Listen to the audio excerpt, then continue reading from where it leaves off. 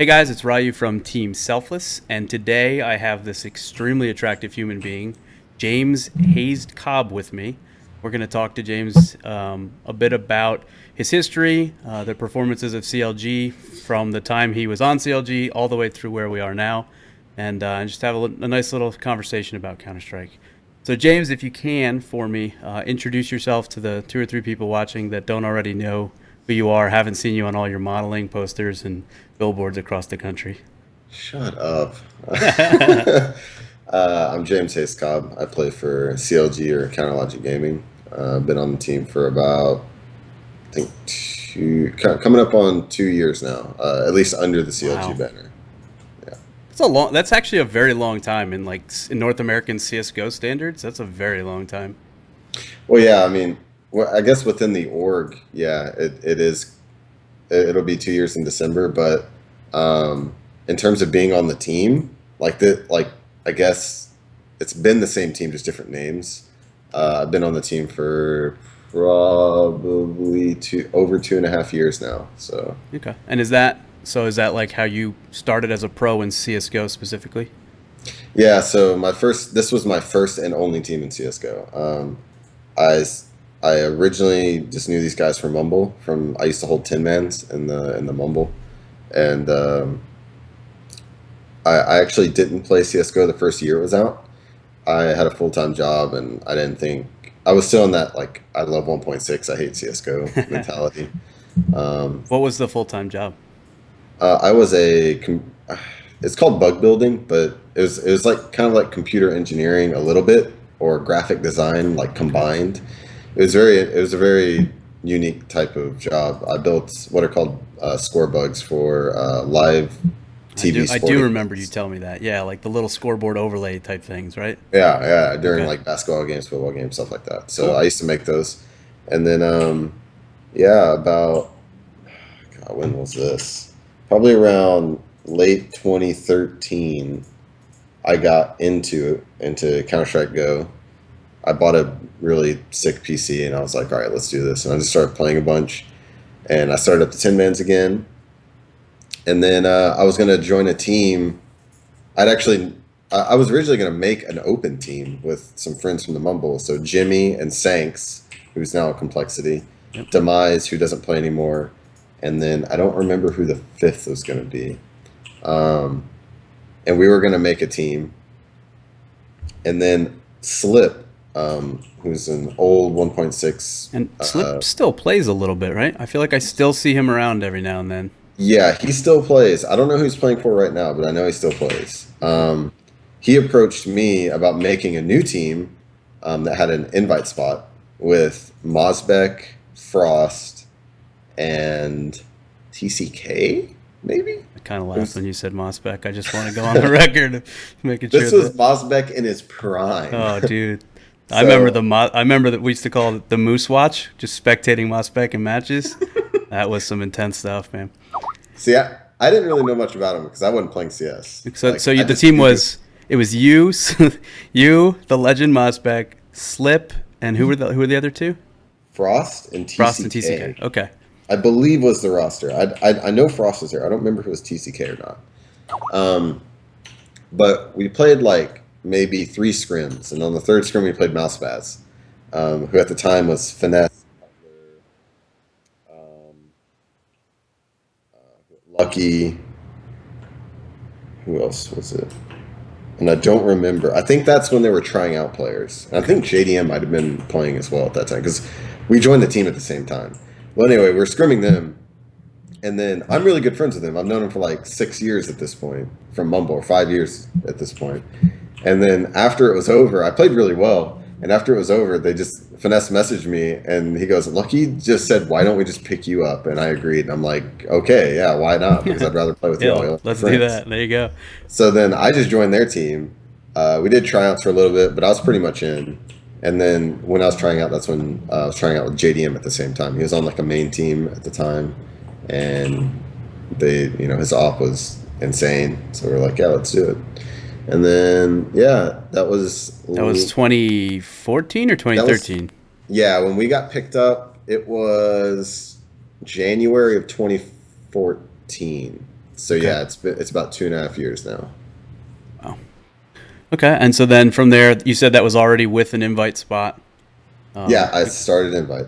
So That's your team competed, did fairly well, early results. That was probably what, early season 17, 18, something like that.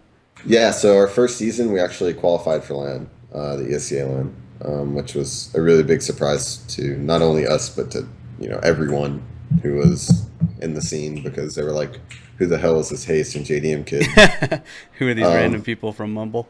And we were playing like that's statistically like the best season I've ever had. I think I was like number two in ADR or something like that. I played insane that season. So did Josh.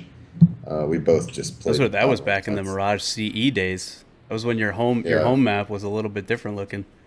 Yeah, that wasn't even our home map at that point in time Uh, either, which is weird. But okay, so fast forward a bit, more recent team. I guess we can go slightly past the FNS era.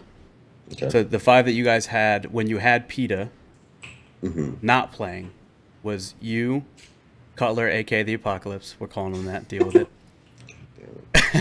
Damn it. Fugly, JDM, and Tarik, Yeah. and then Pita was the coach. And you guys had some pretty good results. You guys, I guess you had a period of time where you did great at LAN but struggled online, which is a nice problem to have. We were the opposite for a little bit there.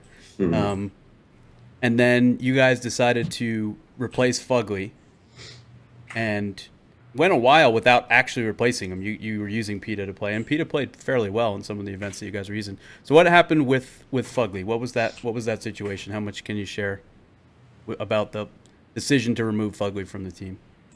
Yeah. So removing Fugly, we I don't know if my teammates saw it coming, but I kind of saw it coming. Um, it's not that he is like not skilled. Like he's clearly a skilled player. It's just he makes some very um, like it seems like he's scared. Like he makes some decisions that just don't make sense sometimes. He plays. It just seems like he plays scared, and it really affected our CT side actually, because he was scared to like trade frags a lot, and so after DreamHack Austin, I just knew like it wasn't working. Something wasn't clicking. Um, and I remember approaching Moses about it, and I was like, "There's just something not right here. There's definitely going to be a change in the roster. I just don't know what's going to happen. I just know there will be a change." And then I thought it would be Fugly. Um, and then I went. We after that event, we all went on vacation. Basically, What was that event? that was DreamHack Austin. Okay. Yeah. So we all went on vacation. Well, I don't know if everyone did, but I did. And I went actually to Florida to stay with my girlfriend. And while I was there, I got a call from Pita, and he was like, "Hey, I want to know your thoughts on the team." He was basically just like trying to get everyone's opinion on the current roster and what we should do with it. And so I said there definitely needs to be a change because something doesn't feel right, but I didn't say who. And then he he was like, "Okay, I'll call you back later." He went and he called everyone on the team, and then he called me back and said, "Hey, I think I'm going to replace Fugly." And I said, "Okay, I understand. I kind of figured that was what's going to happen." Right.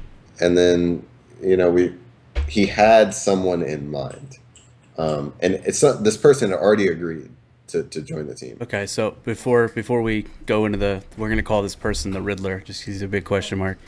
Um, As was Pita always? It sounded like Pita kind of took the leadership role of the team. Is that something that he had as a coach? Is he was kind of the heavy influencer on roster decisions, direction of the team, and that kind of thing, or was this more of him just getting the consensus from everybody before, kind of moving forward? Like, how did that work from a roles and who was the leadership presence on the team for you guys?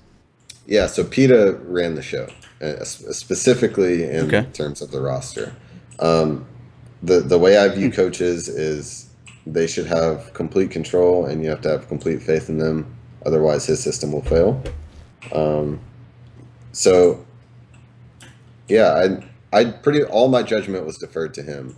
I wasn't like a bot though. Like, I would obviously like say, maybe if I felt very strongly about something, I would give my input. Okay. Um, but in most cases, I deferred to his judgment. So Okay. when it came So to the roster, that's how it kind of worked. He ran the gotcha. show. And so you're on vacation. He comes to you. You say, "Listen, I don't know what the change is, but a change needs to be made." He suggests, "Hey, I've got this guy. I think we could replace Fugly with this mystery person who's already kind of said that they would be willing to play with us." And then what happened? What can you say who that person is? Can you reveal the Riddler or no? I'm actually not sure if I can. Okay. I don't You think it should would. totally do it and just assume that you have permission. I would assume it's okay, but I think it'd be better if I didn't. What I will say, it was a European player. That's what I will Okay. say. Okay. And so a European player, obviously somebody Pita knew, which kind of makes me think I might know who it is, but I'm not going to guess. You probably know. Okay. Yeah, I feel like I do know, and I'm not going to say his name just out of respect for what I tweet later. No, I'm kidding. So Pita's got this guy, European player, obviously bringing Europeans over. There's, from an organization standpoint, right, there's visas and travel and figuring out the housing situation, and there's that kind of stuff. And then you guys went for, you said that was what, May? Was it DreamHack Austin, if I'm... Yeah, DreamHack Austin was the very. Oh wait, no, it wasn't the start of May. It was, or was it the start? Yeah, it was. It was like around the start of May, like early May. Okay. And so from that point till a couple weeks ago, you guys didn't pick up that Yeah. player. So what ended up happening there? Uh, I I don't know. Like, I'm definitely not gonna say like who stopped this from happening, but there were forces that were against this decision. Okay. I'm assuming um, this is on the CLG side of the things. This isn't an external, meaning that CLG, either the org or the team or the players or somebody said, yes, we don't want that guy, not that guy's team that he's signed to won't sell him or something like that. correct. It was Okay. on our side that did not want this player on the team, Okay. and so it obviously, unfortunately, this happened after we already removed Fugly. Right. So it wasn't like we could go back at this point. Right. Your plan was we replace Fugly with Riddler, and Yes. Riddler is going to frag out, and we're going to do well. And then you get told, I don't want the Riddler playing because this team is run by Batman, and Riddler's our arch nemesis. Correct. Okay. And I don't know why I went that way in that I direction, love but it. I'm going That's with great. it. Okay. So all right. So that's good to know. So I think that's probably news that people didn't know, that you guys already had the person, was thinking about who it was. That person agreed to it, and then internally just decided that it wasn't something you can make happen. Yeah, and a lot of blame was put on Pita, and it actually wasn't Pita's fault that this happened. Like he had it lined up. Like it Right. was going to happen. Everything but everything was in place. It yeah, wasn't Peta that said at the last minute, no, let's not do it. It was something else that happened. yeah, and then we had another player actually as a backup. We were like, hey, we can get this player, and he fits in really well with our roles, and we can get him. He's a free agent, and And is this also a European player? no, this is a North American player. Cool. Makes me happy to hear that. And so that didn't happen because of some issues regarding contracts and stuff like that. Like they couldn't come to an agreement. And then I think eventually, I don't know really what happened in that situation because I'm not a part of that conversation. Right. That's private between like the owner and the player. But something went down between them that they didn't agree upon. And then from what I'm told, our side decided, you know what, let's just do it. Let's go with what he wants. And then he never got back to us over like 2 days. And so That the player never got back to you. yeah, the player never got Okay. back to us. So And when we you said so that the player and the owner from the player and the owner from the org he was coming from, you said he was a free. no. Okay. He was a free agent, so it was our owner talking to him. Okay. And so the owner of CLG and this player couldn't really come to terms, then decided, okay, listen, we can make that happen, but then the player never got back to you guys. Yeah, and I think I don't know whether his views changed on the team or what, but it never came to fruition. So Okay. at that point, we didn't like any of our other options, and so we said, why don't we just and I actually brought up the idea. I was like, why don't we just use Pita in the interim and actually look for like a player we instead of rushing to get someone, let's Sure. actually like Take our try time. people out, take our time. And what do you think about not only Pita's performance, but the team performances overall while using him? Because I did mention at the start that I can't remember which event it was in particular. It might have been E-League, but there was some event that it seemed like he played pretty. I mean, he looked like he was a player. It wasn't like a coach stepped in and obviously you guys are kind of shielding him. It looked like he kind of did his thing, and I imagine was still calling for you guys. So what are your thoughts on his performance and then the performance of the team overall with that kind of stopgap solution in place? I think it went really well. I mean, PETA stepped up on a few maps and actually, kind of carried us in some senses. He played really well. Obviously, he was wildly inconsistent, and that just comes from not playing much. Sure. So he'd have awful games. So he'd have great games too. Um, I think he did a great job, considering the position he was put in. He didn't. He probably could have put more time into practice. I won't, I won't sugarcoat that. He definitely could have put in way more time. Um, Practice leading up to meaning individual practice. individual practice, yeah, leading up to Okay. these events, he definitely could have put in more time, but he did other things, which I mean, it's whatever. I'm not really upset about it. It just he could have put in more time. It could have been Sure. better for the team. Okay. So, yeah, I think, and he was strat calling at the time. Um, but as far as the team performance, yeah, I think we did fine considering we used a coach. Um, like I said, he wasn't a bad player, but I think there were some. I think during this time we actually could have done a lot better, but we had players who were just slumping, um, or like had lost confidence. Um, It's an amazing specific, thing, isn't that? Right? Like peaking with confidence and not peaking with confidence. yeah, Like the peak looks the same to the outside viewer, but to the player peaking, like when you're thinking like I'm not going to get this kill, as opposed to I'm going to melt everything in front of me. It's yeah, a powerful thing in CS:GO that I don't think it's truly, like you mentioned. Fugly wasn't playing with confidence, right? He wasn't yeah. He taking wasn't. taking peaks with any kind of confidence. He wasn't, not necessarily being aggressive and like running through smokes and stuff like that, but holding Yeah, an angle, confident that if something crosses into your crosshair, that you're going to kill it, as opposed to like, oh, let me tuck a little bit and play a little scared because I don't want to die, instead of I'm going to kill everything. It's an yeah. There's like interesting situations thing. where you would just go out and trade a kill, but like since you're just not confident that you're gonna like you don't like that's one example of Fugly where I actually remember vividly this happening, and it was at DreamHack Austin, or maybe it wasn't DreamHack Austin, but I know it was in a match, um, where we were playing Mirage, and it was a 1v3, and we were CT. There's a guy running up cat, and it's the last guy, and I'm connector at like top connector near the stairs, and Fugly is in connector in the corner to the right if you're looking towards cat from A. So he's in that corner just waiting, and then I shoot this guy probably for like 50 or so damage, and he kills me. And then I go, he's running up cat, and his back is turned to Fugly, and Fugly will not peek him.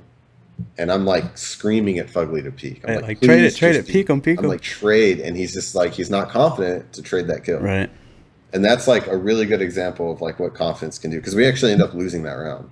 Because he gets a post plant position And where then he gets takes to one v hide ones. somewhere. Yep. He takes 1v1s and we lose. Yep. So like if he just peeked and at least tried to trade the kill, we had a better chance of winning that round than letting it go to two 1v1s.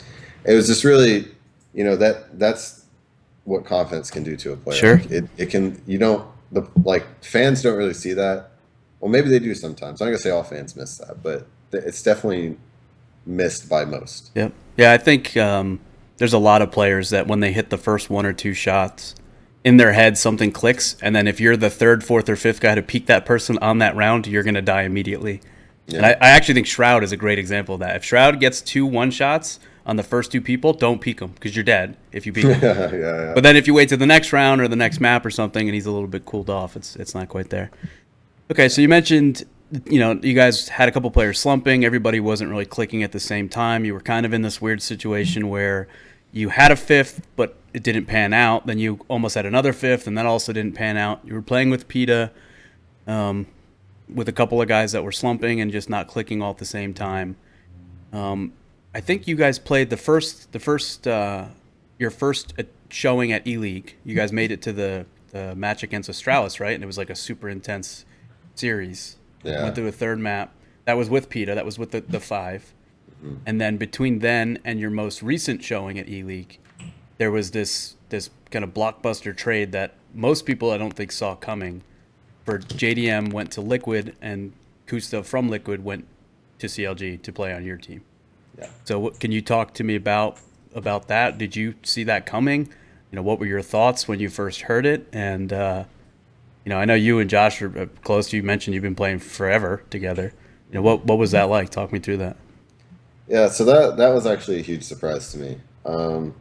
It really caught me off guard, mainly because of a talk that me and Josh had at DreamHack Austin at the after party. So like, I'm not going to go into what we talked about, obviously, because that's private. But it kind of went whenever I sat down, and this was I think 2 days before we left for E League, that he told everyone.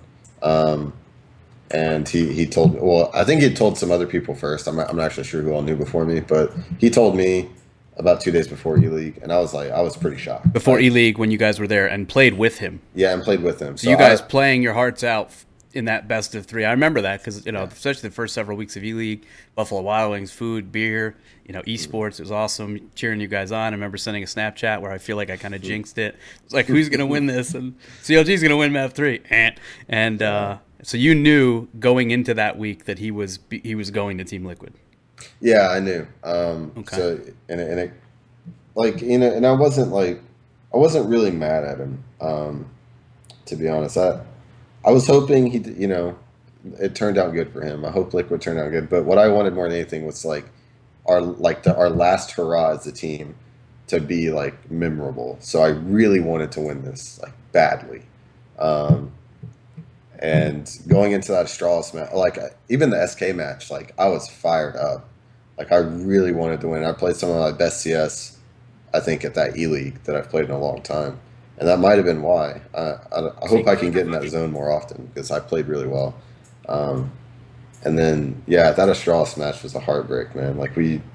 We had complete control, we had money, and then one bad call, and we get ecoed, and that's all she wrote. Couldn't recover. So you guys come in second place, guarantee your spot in the LCQ for later on. And then, goodbye, Josh. Hello, Kenny. Yeah.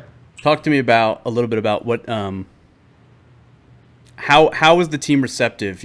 So obviously I have a history with Koosta, right? And I like to look on that as kind of the golden years, some fond memories there. And then he goes to Team Liquid. They have this super stacked roster on paper. Completely don't live up to the hype of the team. Have this very weird situation with they're going to cut Adren and add Koosta, but then Adren is not going to leave. But then Simple's here, but now Simple's leaving. So then it's Adren and Koosta, even though you were talking about cutting each one of them. And then everyone kind of, it's a lot of bot Koosta in chat, not God Koosta in chat. And now he's your teammate, replacing JDM after JDM had been really heating up and finding that level of being probably the best op in North America. Whether or not you count Fallen, I guess. What was the team's reaction to okay, goodbye, Josh, hello, Kenny? I mean, we were pretty open to Kenny because I think the team, everyone on the team agreed that Koosta's op is clearly maybe we don't really know if it's JDM level, but we know it's world class at least. He can compete with any opper in the world. And we think his rifle is actually better than JDM. So maybe his op is a little worse, but I think his rifles actually outweigh, the loss in opping skill because we can actually have him rifle on low money situations, which is really good for us. So we were pretty open to it. We're like, yeah, that's fine. We can make it work. We believe that the way we play CS, we kind of catered to offers. So we could bring in any skilled opper and make him shine is kind of our attitude. So We thought we'd be fine with the trade. Okay. Obviously, I would love to keep playing with Josh because he's a homie, but I mean, it's business. Right. So you gotta take what you can get and move on. So So Koosta we comes in and you yeah. guys start scrimming, playing with them, and what are your initial thoughts personally on having played with them a little bit now? Um, I don't know what happened in Liquid, but he lost a lot of confidence. I'm not gonna say what caused him to lose confidence. I think he's kind of told me, but hinted at Yeah, it. I would imagine maybe having a really angry Ukrainian screaming at you regularly would be one of those things that could diminish your confidence. Could be. Not gonna say, but that could be it. But yeah, he lost a lot of confidence, and so when he came into the team, he was not confident in his op at all, uh, and he just I this was during the boot camp actually, and this was all happening. Um, he actually we actually made the decision that I was going to start strat calling, but after the major. So I told him, I was like, look, if I'm going to be strat calling, you're going to have all the freedom in the world, just like Pita's giving you. Like you can choose where to go at the start of the round, but I need you to have the confidence to go and make those decisions. Like I'm going to go here and work a pick. But he told me straight up, he's like, I won't do that. Like I'm not that kind of person. You have to tell me where to go.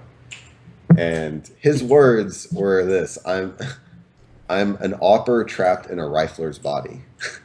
And so, like, I laugh at that because I feel like if I go back in time, I could have sworn he said, "I'm an I'm a rifler trapped in an AWPer's body." Is what he told you?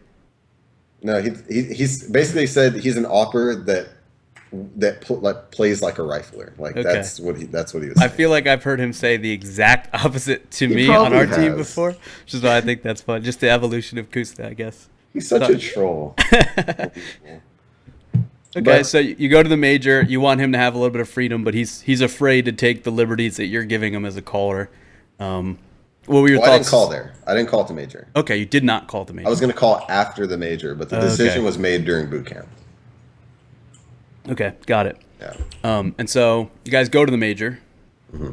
What what went on there? Well, that was just a train wreck. I mean, I saw a tweet that said nobody 16-0 CLG on land. Yeah. And of course, Kenny. God damn it. Um, so yeah, it was just like our boot camp was a train wreck. I think maybe we won and obviously scrims don't mean much, but I mean, you can still use scrims to gauge like how you're playing. Right, just And didn't go well at all. we won maybe like 3 scrims out of like I don't know. We boot camp for like 6 days or something. Wow. So we knew it was going to be bad going in, but typically we've played better at the tournament than we have in scrims. So we weren't that worried about it, but obviously it was in the back of our mind, like, wow, we're not playing well right now. Right. And it showed. We probably should have beat Gambit. We got ecoed a few times, which was, I mean, classic CLG. We get ecoed all the fucking time. Um, and then against Dig, man, I don't know. We watched demos the night before. We knew what map we were gonna play, and we just sucked. And Rubinho had like an insane game. Yeah, he put up 30 or something, right? Yeah, in like the first half, basically. So it was just it sucked. We got wrecked, and we played horribly. And to be honest, we weren't ready to even compete there at all. Just mentally and as a team, we just weren't ready for Do you that feel type. like JDM leaving had any impact on the mentality going into that? Just going into the boot camp itself, like, hey, this guy's kind of been one of our star players, and now he's kind of abandoned us or he left us, and now we've got this guy that another team didn't want, and everybody's saying that he's overrated and he's been overhyped and blah blah blah. Actually, no. Like I said, we were pretty confident that we could pick up any opera and make it work.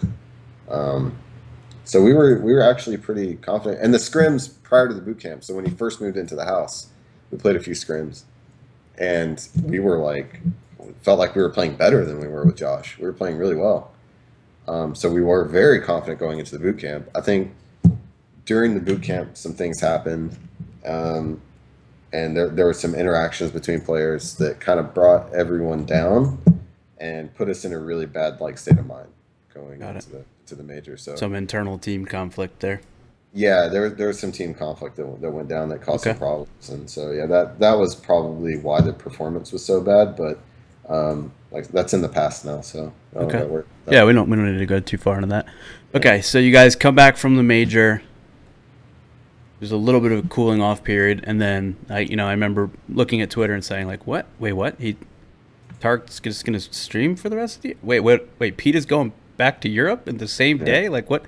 So that was very surprising to me. I thought that we might see a roster change, maybe another trade. I wasn't expecting, for you guys to go from sort of 4.5 with Pita still playing that coach slash also player role to Yeah. 3, and where one of the 3 is a new player to the team. What happened? What caused Tarik to want to not play? Not only not compete for CLG, but to not compete period until 2017. And then what happened with Pita? What's the backstory there? So we were actually Tarik and Pita both told the whole team at the boot camp. We knew that this was going to happen before the major. Um, Pita, I think I saw the Pita one coming.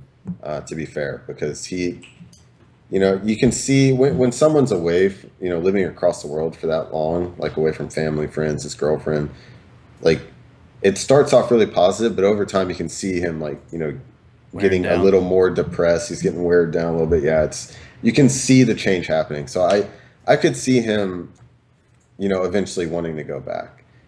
So it really wasn't that big of a surprise to me when he told me, because I understood. I personally wouldn't want to do that either. I wouldn't want to live across the world. So I understood. I was like, hey man, it's fine. And then that's when he recommended to me that I begin strat calling. And I said, okay, I'll do it. I don't mind doing it. I've always hinted at the idea of doing it.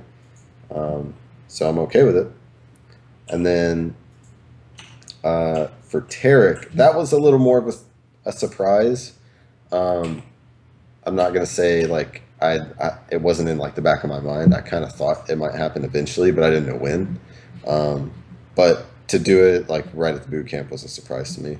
Um, but yeah, I think the Tarik one is just like he's been worn down too. I think not having that much success within the team, it's taking a toll on all of us, and it's taken more of a toll on him, I think, than anyone because of what happened with the Cloud9 situation back in December.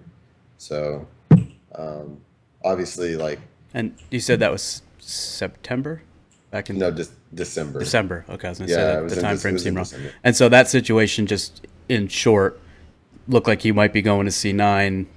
Issues with his contract as a buyout ended up not Yeah, happening, and then he ended up staying with CLG. yeah, and I mean,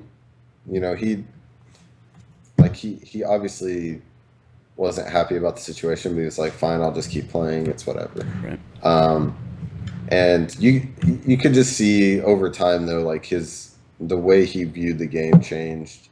He became a little bit harder to work with, um, and it wasn't working. Like him within the team just wasn't working that much anymore. So, I mean, I guess you could just see it come, but I think it's good for him. I think it's good that he is taking a break, because I think he needs to mentally reset. Um, I don't think he should go into another team right now. I don't think he's in the right state of mind to play competitively right now. And is Um, that why he isn't, or is he not due to trying to sit out his contract because he knows that the team he wants to isn't going to want to pay he's going to run into the same situation he did in December. well, he's pretty open with me, and I don't. He has never hinted at joining another team. So I think it is really just because he wants a break. Just a break. Okay. Yeah, and I like to think that I trust him and he trusts me, and he'd tell me, straight up. And he's always been very transparent with me in the past. So as far as I know, it's really he just wants a break. So and I think it's good for him. I think he does need a break, because whatever team he decides to join next, even if he just like decides, hey, I want to replay with y'all again. I mean, he needs the break, because he was very hard to work with for a period of time. some of maybe the motivation and the passion, the burn to constantly grind was dwindling. That's what it Oh sounds yeah, like. no, definitely. It happens with everyone, and it affects everyone differently. So yeah, Okay. it was just a problem that he needs to. Yeah, he needs to take a break, and then he'll come back, and then he'll be the Tarik of old. So the team they that announcement you guys knew going into the major. Do you think it would have been better to hold that until after the major? Seems kind of like a real big buzzkill going into what could be the biggest tournament of your life. First $1 million pot, or I guess second $1 million pot. You guys Second, are yeah. out there. You just got your new player, and then hey, here's some shit news for you. I don't know. Well, that's one of the things. Like Tarik told me over dinner. It was just me and him actually, and he told me that he was thinking about stepping down because he wants a break. And he's like, I haven't told anyone else. I'm telling you first. Should I tell the rest of the guys? And so for me personally, it doesn't really affect me. If anything, it makes me play better because I'm like, this is my last tournament. We have got to go out on a high note. So I try to play my best. Like, I mean, I always try to play my best, but there's like the extra fire. Um, so to me, it doesn't really bother me. If anything, it makes me better. Um, but when he asked that, I said, dude, it's up to you. Like, I'm not going to make that decision for you. And he told the rest of them, I don't know that how it affects the rest of them, but for me, it's fine. I think it's okay. All right, so he's going to be sitting out. It seems like at least a couple months till the start of next year. Meanwhile, you Yeah. guys have three players. Um, Season's probably 3-4 weeks away for ESCA. E League's over for you guys. Yeah. So where do you go from here? Have you guys identified players, started contacting players? Do you know, like, what are you looking for in a player? hmm So as far as players are concerned, um, I'm not exactly sure if we're going to go towards the EU or not. You probably know me. I prefer to keep it in NA, and I think Cutler is very similar. But I think Cutler, the Apocalypse. don't call him that. Okay. Uh, I think we both agree that like at this point we're okay with just picking up anyone. So I'm okay with playing with an EU player. I just prefer if it's an NA player. Okay. As far as who we've contacted, I have personally contacted a player. Um, I've actually contacted two players, um, and there are other players that we are going to be contacting as well, mainly NA. As far as EU is concerned, I think that's going to be designated to someone else within the org to be doing that kind of stuff. We were in talks with. I'm assuming it's okay to say this. He's already signed with another team, so I'm sure it's fine. We were talking with Magic's Boy for a little while. That fell through, and obviously because why not join like a team in Europe when you're from Europe? Why would you come in A? So I get that. That's fine. And then yeah, we're going to be looking at probably starting tryouts. Like we haven't started yet. We're taking like a small break right now just to like contact people, and CLG's building some infrastructure right now. So we're just getting everything set in place, and then once, probably within the next few days or so, well, maybe long, maybe like 3 or 4 days, we'll start trying people out and Okay. getting the team going again. And so at the most recent showing for you guys, you had Koosta on the rifle, Cutler on the AWP. hmm So what is the plans for the three that you have in terms of roles, and what is it that you're looking to recruit? If Okay. if Kusta's going to rifle, are you guys looking to pick up an AWP, for example? No, so we actually decided the roles that we were going to be doing after. Well, I wasn't there for it, but because I don't handle losses very well, especially getting 16-1. Um, After our Dignitas match, Koosta and Cutler had a conversation where Kutla, I just combined their names. So then it Uh, would be Kusta the Apocalypse. God help me. Um, where Koosta decided he didn't want to op anymore, and Cutler has always wanted. Well, I don't know if he's always wanted to op in CS:GO, but he's always. He's always had the green gun envy.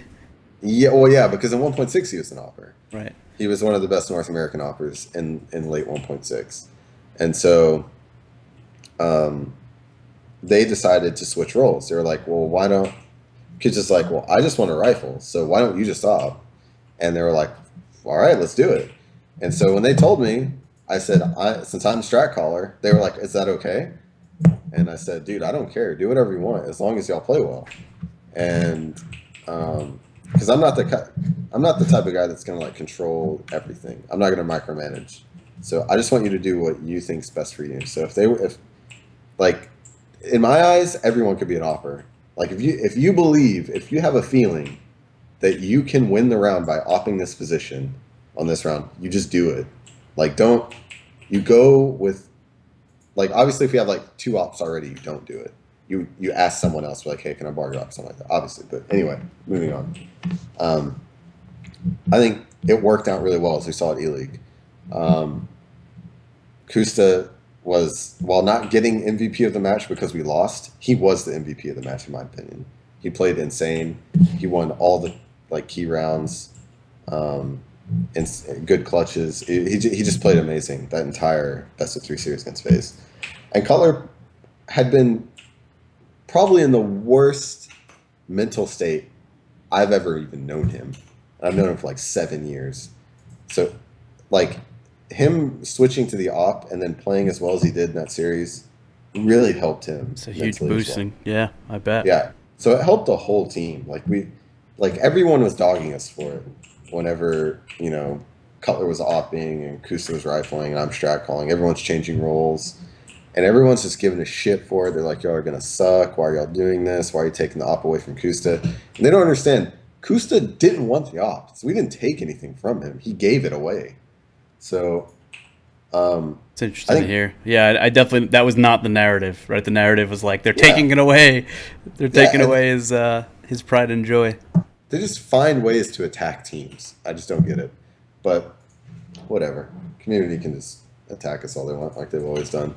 But yeah, like Cutler played amazing, and it was good for his confidence. And I think that tournament kind of, it was literally, I'd been calling for, that was the third day I was strat calling. I didn't have any strats. I was just playing purely on intuition and really just intuition. I think I maybe called like a few executes the entire BO3. I was just like, I think they're going to do this. This is how I read it. We should do this in response. And it worked. And everyone was hitting their shots. They were playing confident. And I think during that series, especially on, I think it was Cobble, I think I really liked calling for Tarik during that series because I'm a very aggressive caller a lot of the times. And Tarik is a very aggressive player. So I think me and him work really well together. And that's one of the things that actually hurt me when, like after the series, I was like, wow, I can't play with this guy anymore who's like really into my style of calling. And it's going to be hard to find someone else who's going to be into that same mindset as I am. So it definitely sucked, but I think it was good for the whole team that we switched roles. Cool. How do you like the in-game leader role? You feel like it's something you're going to stick with? Or it's okay. It's not great. I mean, to be honest, I mean, I love it. I've always liked doing it. It's just, Okay. I've always been on a team with Finesse, who in my eyes is a better strat caller. And most, well, I don't know, maybe not anymore, but at least when he was on the team with me, I think he was a better strat caller than I was. I think he reads the game very well. And so I think what helped me become a strat caller was I got to play with Finesse for so long, who was like similar to me in terms of like aggressive strat calling, reading the game, and reacting. Whereas Pita is like that EU nip, obviously because he coached nip. He has that style where it's like super passive, default based. You do the same thing 15 rounds in a row. So I got to experience like both sides, Right. and now I can mix it and I see what worked and didn't work in both styles. So I think it actually helps me big time. Now I think if I called before being coached by Pita, I think I'd be way worse at strat calling. But I think now I can actually be a pretty good strat caller, and I mean, like I said, I enjoy calling strats. I like running the show. It's fun. I don't think it's going to affect my performance. At least it hasn't in scrims or even in the matches. I don't think it's affected my performance at all. So I think it's fine. I don't know where that. I guess if you're trying to micromanage every player constantly, it can cause problems for your performance. But that's not the way I do things. So I What? guess the hard part is just like building strats and like making a strat book, Sure. which is Yeah. what I've been doing. If for the guy in open or IM or main that had a teammate quit and now they're the in-game leader, that kind of gets dumped on them in a time where it's middle towards end of the season. You kind of got to go out there and do it. What advice would you give? Be confident in what you call. Don't if you're not confident, then your players aren't going to follow like what you say to do. Make sure you have confidence, and then if you don't know what to do in a given round, and at the start of a round, at the end of a round, if you don't know what to call, try to defer it to your teammates. Get them involved. They might have an idea. Don't just assume you always have the answer. Just say, hey guys, what do you think we should do here? Do you have any ideas? Do you have a read on the game?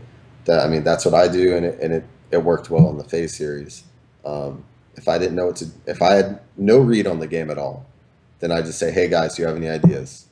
And then if they give you an idea, just be like, all right, let's do it.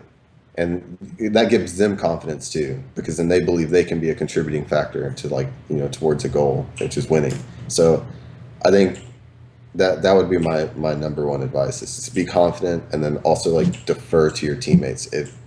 Even if you think you know what you should do, you should still get information from them. Get them involved. Their information, they're obviously going to have information that you don't have. So if you can get everyone to speak up and give some telltale signs on what they're doing, then you can make proper reads. Okay, awesome. So just a couple more questions before we wrap it up. So you said you guys taking a couple weeks off. You got 3 players right now. You've contacted a few. We'll be contacting more. What's the next event that you guys have on the calendar that you need to show 5 for? I don't know that there's actually any LAN events that we're going to be going to, but I know we need 5 for the next season of E-League, and we need 5 for ESEA LAN. Or not ESEA LAN, but ESEA, sorry. Yeah, Sam, you're making some assumptions about this next season. Your next 2 pickups are going to be nuts. For the next season of ESEA, rather. Gotcha. So I think that's in like a few weeks. Yeah, I think it's 3-4 weeks out, it looks like. Yeah, so we got some time to build and try people out, which is, it's good for me, not only from a roster standpoint, but like I said, I'm creating a strat book, and my God, is that time consuming? Yeah, isn't it suck? Like I'm not just typing it out. I'm doing like screenshots of like lineups and everything. It's insane. It's so much work though. Yeah, I think people don't see the level of preparation. They see death matching and playing aim bots and pugging, but they don't see the other prep that goes into high level play. Yeah, 6 hours of throwing smokes and flashes in a server. Yeah, it's fun, isn't it? That's the part that's the real grind, right? Like DMing can be fun, but sitting there and like, okay, there's a gap in the smoke. Hang on, let me line it up again. Let me move over 3 pixels and try it again. It's annoying. Horrible. Yeah. So what are your thoughts on recent events of the whole no more gambling, goodbye CS:GO lounge, rip skins kind of thing? God, Good, man. good, bad, and different. Both, man. It's good and bad. It's definitely not one way. It's not good and it's not bad. It's definitely both. Good in that I think it was pretty illegal to begin with. At least I thought so. And it's just not really ethical in any way to have little kids gambling. That's why I've never used a gambling site. I think I've used CS:GO Jackpot one time. But outside of that, I've actually never touched a gambling site because I just don't think it's right to have little kids gambling like that. And then I also think it's bad for the scene in that we're gonna lose a lot of money. There's no denying the fact that like gambling drives like CS:GO right now, or did. Right. So you're definitely going to lose a lot of money, a lot of viewers, which translates to money. Which you can view that as a good thing or a bad thing too, because then you're going to have only the people who actually like CS:GO watching. But it's gonna look worse for the scene. Sponsors are gonna leave. It, yeah, it's good and bad. I don't know. Depends on how you view it, but yeah. What do you think about? So this, I'm asking you this. You used to be on the FPL council when people were playing FPL, Hmm. and now everybody's playing Rank S on ESEA. If there was a particular coach for a team that was throwing Rank S Pugs to benefit his teammates on the other team, and this was the FPL world, how would you discipline that player? They'd be removed permanently. And I already know who you're talking about. I mean, you can guess. You probably won't get it right, Warden. So It's it's just I watched a little bit of the VOD. It was pretty weird. I, I mean, I I'll don't be, know Sean is a guy that gets angry too often, and he actually said in that VOD like, "I'm actually pissed," and it's like, wow, if he's getting pissed off at this, then that's probably something. And which is ironically funny. enough, Dazed was calm throughout, which just blew my freaking mind. That Dazed wasn't raging, but Sean was. It was a bizarro world. It's actually funny you bring that up because, like, was it 2 days ago when I played Rankest or something? Maybe it was yesterday. I don't remember. I played Rankest recently for the first time in a while. I played it pretty early in the day, and Warden was playing. So we played the first one, and Warden's on the other team. And I don't know if he's playing serious or not, but like it seems like he's not. So we win that one, and then the next game I'm on his team. So on round two, I said uh, he asked someone to drop him, and we lost pistol, and it was second round. He goes, "Can someone drop me?" And none of us have money, and so and he's actually says it to Nifty, and Nifty has like 3-1 or something, and he goes, "Yo, can someone drop me?" And then I'm like, dude, how are you? How is anyone going to drop you? We don't have money. And he goes, oh, Nifty had money. And I was like, well, he's saving for an op, clearly. And he goes, well, you don't got to be a dick about it. And I'm like, oh, okay, my bad. And so he, after the round's over, he says something to me, but I don't hear it because there's gunshots going on. And I go, hey, can you repeat yourself? I didn't hear what you said. And I asked like 3 times. And from that point on, he never said anything to me. He didn't say a word for the entire Yeah. rank S, the entire time. And he rushed and died probably 11 of those rounds. Yeah. And I'm just like, why is he in rank S if he's going to play like this Yeah, and act like I have this? a feeling that we'll see that remedied. But that was one of the recent items that caught my eye on Reddit just because it seemed, I think those guys are in a gaming house too. So like they could be ghosting, like there could be all kinds of here to take care of this, and we're talking thousands of dollars every month that's on the line. So I And I'm thought it gonna was be honest, interesting. I don't even think they're doing that. I just think, like, and I don't even. Well, I mean, I do care if they're doing it, but like, my main problem is that he just like he doesn't He give a doesn't. shit and he Yeah, he doesn't. rages. He doesn't fit the kind of the demographic of people playing rank S. High level Yeah, players that are trying really hard to win and to get better. If he's just running up yeah. middle with no He should smokes or not be in flashes rank and dying. S. He should not. Um, Speaking of since Warden is the coach for Complexity, so you guys lost your coach. Are you guys going to pick up another backfill for Pita or no? So I asked specifically for no coach. Okay. I want to run the show. If we're gonna get a coach, he will not be strat calling. He will only be there for helping me like create strats or like player management, basically. Um, like a player development coach, maybe something like that. Okay. So George came to me and asked me, and I told him specifically, I want no strategical coach. I'm running the show. Who is George? George is Hotshot GG, our owner. Oh, okay. Okay. Yeah. So yeah, I'm running the show. There will be no strategical coach like Pita was. I will be strat calling. Cool. I think that's it. Would love to end it on any piece of advice you'd give to that young kid out there that wants to go pro someday. Not necessarily as an in-game leader, not a specific role, but they want to be on a professional CS:GO team at some point. Man, I wish I could tell you there's like a surefire way to get on a pro team. I mean, obviously being really skilled and being dedicated. From my standpoint right now, I'm looking for players who are super dedicated but also have the skill. They don't have to be complete players as long as they show that they're willing to put in an insane amount of time, a lot of hard work. They listen. That's what I'm looking for, because I'm not going to go looking for the perfect player. That's really just like naive. Uh, Anyone can be molded to be a great player. You just got to have patience. So you make sure you're dedicated, put in a lot of time, and be patient with it, because I played CS hardcore for like 9 years before I was even on a pro team. So, and you can do it in way less time. I mean, look at Stewie and look at like Twist. They did it in like a year. So just make sure you put in a lot of time. You know this is what you want. Don't do it for the money. Do it because you love it, and then good things will come your way. Awesome. Well, you handsome gentleman, I appreciate your time very much. Very insightful. I know now when we go offline here, I got to help you with the stream PC setup. God, So, please. so hopefully we get that working and get you online so you can stream. And yeah, appreciate you guys tuning in very much. Any questions, comments, complaints, insults, please feel free to put them out on Twitter or leave them here in the comment section on YouTube. James has his Twitter hashtag underneath his webcam picture there. It's at CLG Hazed. Make sure you're following him if you're not already. And we'll see you guys on the next interview. Don't know who the guest is going to be yet, but hopefully, I mean, I don't know if we can get somebody that's good looking, but maybe we can get somebody that provides equally high quality content. Catch you guys next time.